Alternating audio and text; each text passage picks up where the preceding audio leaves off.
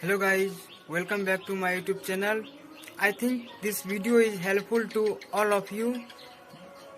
If you first time on my YouTube channel, then like, comment and share.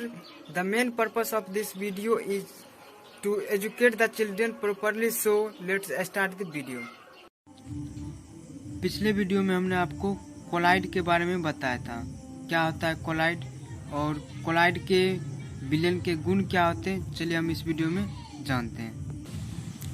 Collide विलयन की वह अवस्था होती है जिसमें विलय के कण का आकार वास्तविक विलयन और निलंबन में उपस्थित कणों के आकार के क्या होते हैं, मध्यवर्ती होते हैं। जैसे हो गया टूथपेस्ट, धूलकण, कुहासा। एक बार फिर से हम आपको कोलाइड के बारे में बताने की कोशिश करते हैं।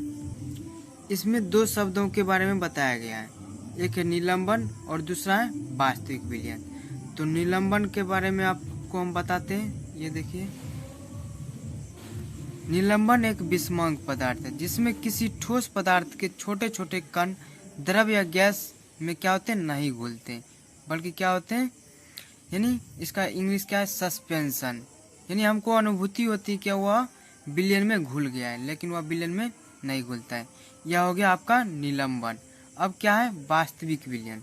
क्या यहाँ पर दूसरा है हमारा वास्तविक विलयन। तो वास्तविक विलयन किसको कहते हैं? वास्तविक विलयन पूर्णतः समांग होता है। इसमें विलय के कण विलायक के कणों के मध्य स्थित रिक्त स्थानों में प्रविष्ट कर जाते हैं। जैसे चीनी हो गया, चीनी में क्या करेंगे हम, सोडा का जलीय विलयन और सिरका, इस सब का जो विलयन होता है वो सब क्या हो गया, वास्तविक विलयन। जैसे टूथपेस्ट, धूलकण, कुहासा। आप देखते होंगे कि टूथपेस्ट में छोटे छोटे कण हमें दिखाई पड़ते, धूलकण में छोटे छोटे कण क्या होते हैं, दिखाई पड़ते। जैसे कुहासा है, साइकिल से चलते हैं तो हमको कुहासा की अनुभूति मतलब होती है। अब है कोलाइड विलयन के गुण। तो कोलाइड जो विलयन होते हैं उसके प्रमुख गुण इस प्रकार से हैं। क्या? तो फर्स्ट है कोलाइडी विलयन विषमांग होता है। विषमांग कहने का मतलब उसका जो संगठन होता है नहीं होता है। इनके कणों को उच्च क्षमता वाले माइक्रोस्कोप की सहायता से हम देख सकते हैं। यानी कोलाइडी विलयन जो विषमांग होते हैं उसे देखने के लिए हमें उच्च माइक्रोस्कोप की आवश्यकता होगी। दूसरा है छन्ना क्रिया। यानी कोलाइड के कण जो होते छन्ने पत्र को पार नहीं कर सकते। तीसरा अस्थायित्व। कोलाइड के कण बहुत अस्थायी होते हैं। कोलाइड को स्थिर छोड़ देने पर उनके जो कण होते हैं, कोलाइड के जो कण होते हैं नीचे नहीं बैठते। चलिए हम आकार की बात करते हैं। सॉरी, मिस्टेक हो गया था। कोलाइड के कणों का आकार जो है यानी व्यास जो है 10⁻⁻10 सेंटीमीटर और 10⁻⁻5 सेंटीमीटर के बीच में होता है। किसका? कोलाइड के कणों का आकार। अब है नेक्स्ट ब्राउनी गति।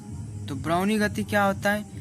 कोलाइडी विलयन के अंतर्गत कोलाइड के कण टेढ़े मेढ़े यानी जिग जैक मार्ग से होकर अनवरत गमन करती है। यानी गमन करने का मतलब वह कोलाइडी जो कण होते एक जगह से दूसरी जगह चलते हैं, वही वह गमन करना, जिसे हम ब्राउनी गति कहते हैं। चलिए एक बार फिर देख लीजिए। कोलाइडी विलयन के अंतर्गत कोलाइड के कण टेढ़े मेढ़े मार्ग से होकर अनवरत गतिशील होते हैं, जिसे हम क्या कहते हैं, ब्राउनी गति। अब नेक्स्ट है हमारा क्या है, प्रकाश का प्रकीर्णन। यह टॉपिक के बारे में मतलब विस्तार से नहीं है, लेकिन हम आपको बता देते हैं। जब हम प्रकाश को किसी ऐसे माध्यम से गुजारते हैं जिसमें धूल तथा अन्य पदार्थों के कण अत्यंत सूक्ष्म होते हैं और जिनके द्वारा प्रकाश सभी दिशाओं में प्रसारित यानी फैलते हैं, जिसे हम प्रकाश का प्रकीर्णन कहते हैं। तो देखिए प्रकाश का प्रकीर्णन क्या होता है, एक बार फिर से देख लीजिए। जब हम प्रकाश को किसी ऐसे माध्यम से गुजारते हैं जिसमें धूल तथा अन्य पदार्थों के कण क्या हो, अत्यंत सूक्ष्म हो तथा जिनके द्वारा प्रकाश सभी दिशाओं में क्या हो, प्रसारित हो यानी फैल जाए, उसको क्या कहेंगे, प्रकाश का प्रकीर्णन। चलिए इसका यूज हम देख लेते हैं। क्या? टिंडल प्रभाव। किसी किरण प्रकाश पुंज को एक कोलाइडी विलयन से होकर प्रवाहित करने पर किरण पदार्थ जो होते हैं पारभाषित होते हैं। इसका कारण यह है कि कोलाइडी कण प्रकाश का परिकीर्णन कर देते हैं। इसलिए हम आपको यानी प्रकाश का परिकीर्णन क्या होते हैं इसके बारे में आपको बताए थे। यह कण सूक्ष्म बिंदु के रूप में अनियमित रूप से गमन करते हुए हमें दिखाई पड़ते हैं। यह जो घटना होती है इसको हम टिंडल प्रभाव कहते हैं। अब नेक्स्ट है हमारा विद्युत कण संचरण। किसी विद्युत क्षेत्र के प्रभाव से आवेशित कोलाइडी कणों का गमन विद्युत संचरण कहलाता है। अगले वीडियो में फिर मिलते हैं दोस्तों। जय हिंद।